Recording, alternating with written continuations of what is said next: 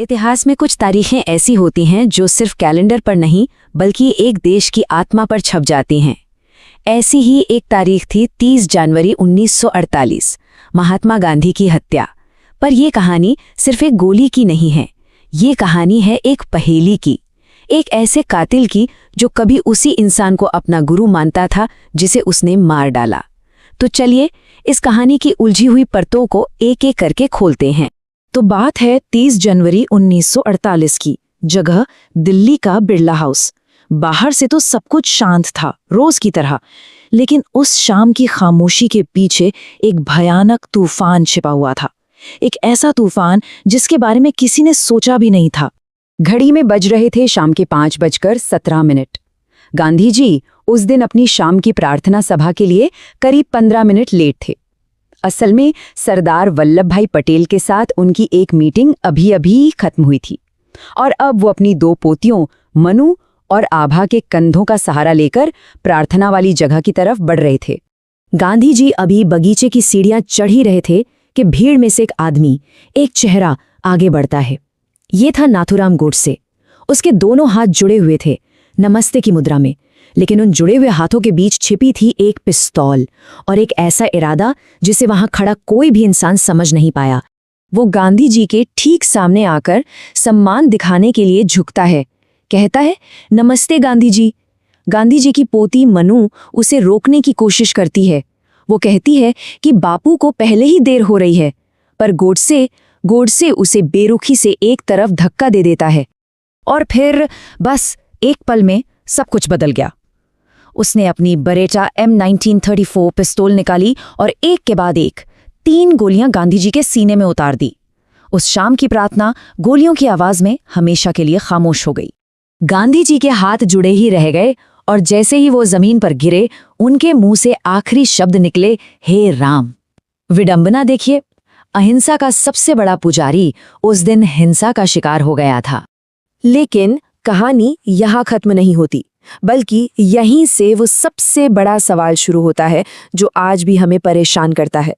ये जो कातिल था नाथूराम गोडसे, ये वही आदमी था जो कभी गांधी जी को अपना गुरु मानता था।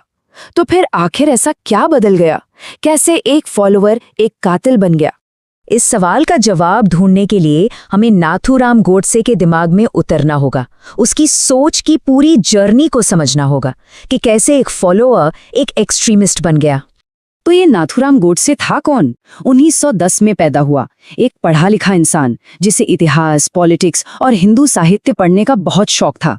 और सबसे हैरान करने वाली बात जानते हैं क्या है? वो गांधी जी के लिखे को भी बड़े ध्यान से पढ़ता और समझता था।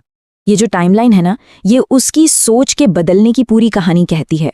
देखिए, 1930 में वो गांधी जी के सिविल डिसोबीडियंस मूवमेंट में हिस्सा ले रहा है।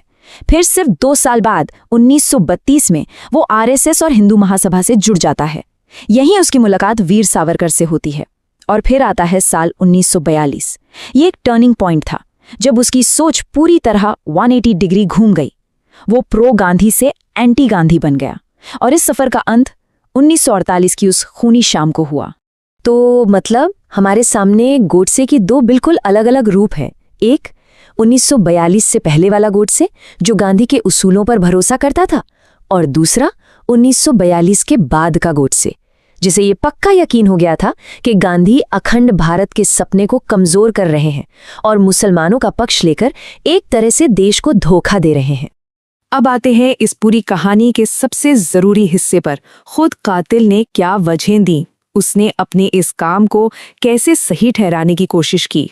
गोडसे ने अपनी एक किताब लिखी थी, मैंने गांधी को क्यों मारा, और कोर्ट में भी उसने लगभग 30,000 शब्दों का एक बहुत लंबा बयान दिया था। इन्हीं में उसने अपनी वजह बताई। तो चलिए देखते हैं कि उसके तर्क क्या क्या थे। तो उसकी शिकायतें 1-2 नहीं थीं, बल्कि एक पूरी लंबी लिस्ट थी। चलिए एक एक करके देखते हैं। पहली बात, उसे इस बात से ऐतराज था कि गांधी जी अपनी मर्जी से देश के बड़े बड़े आंदोलन शुरू कर देते हैं और फिर अपनी मर्जी से ही बंद भी कर देते थे।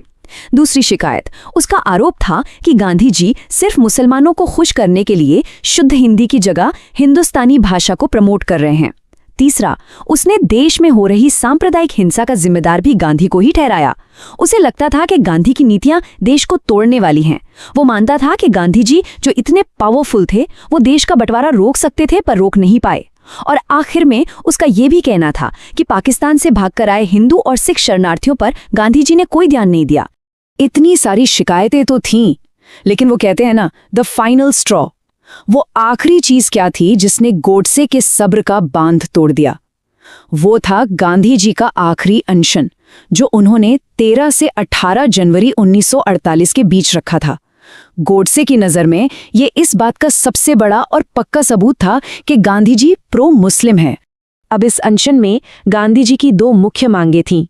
पहली ये कि दिल्ली की मस्जिदों में जो हिंदू शरणार्थियों ने पनाह ली हुई है, उन्हें वहां से निकाला जाए, और दूसरी कि पाकिस्तान को 55 करोड़ रुपए दिए जाएं, और वो भी तब जब पाकिस्तान के साथ हमारा संघर्ष चल रहा था। गोडसे के लिए ये सीधे सीधे देश के साथ गद्दारी थी। और इसी सोच के साथ उसने अपने बयान में कहा, मुझे लगा कि राष्ट्रपिता के जीवन को खत्म करना मेरा कर्तव्य है, क्योंकि वो अपने कर्तव्य निभाने में फेल हो रहे थे, और वो राष्ट्रपिता नहीं बल्कि पाकिस्तान के पिता साबित हो रहे थे। सोचिए, उसने अपने किए को एक कर्तव्य का नाम दिया। तो गोडसे ने तो अपना कर्तव्य निभा दिया, लेकिन इसके बाद क्या हुआ? गांधी जी की मौत की खबर जंगल की आग की तरह फैली और पूरे देश को एक गहरे सदमे और दुख में डुबो गई। इसका असर फौरन भी दिखा और बहुत लंबे समय तक भी महसूस किया गया। उस वक्त के प्रधानमंत्री जवाहरलाल नेहरू ने रेडियो पर देश से बात की, और उनके शब्द थे, हमारी जिंदगियों से रोशनी चली गई है और हर तरफ सिर्फ अंधेरा है। और सच कहें तो उनके इन शब्दों में उस वक्त पूरे देश का दर्द महसूस किया जा सकता था। इस हत्या का नतीजा सिर्फ दुख नहीं था, हिंसा भी थी। गोडसे और उसके 7 साथियों को तो गिरफ्तार कर लिया गया, लेकिन महाराष्ट्र में, क्योंकि गोडसे एक खास समुदाय से था, चित्पावन ब्राह्मण, तो उस पूरे समुदाय को निशाना बनाया जाने लगा। बहुत बड़े पैमाने पर दंगे हुए और अंदाजा है कि लगभग 6 से 10 करोड़ का नुकसान हुआ।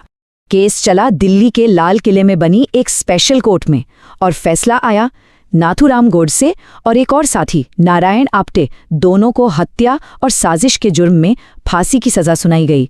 6 और लोगों को उम्र कैद हुई, और वीर सावरकर, जिन पर भी साजिश का आरोप था, उन्हें बरी कर दिया गया। और अब इस कहानी का अंत इतिहास की सबसे बड़ी विडंबनाओं में से एक के साथ करते हैं। मोहम्मद अली जिन्ना, पाकिस्तान बनाने वाले जिन्ना, उन्होंने गांधी जी की मौत पर अपने शोक संदेश में कहा कि गांधी हिंदू समुदाय के पैदा किए हुए सबसे महान इंसानों में से एक थे।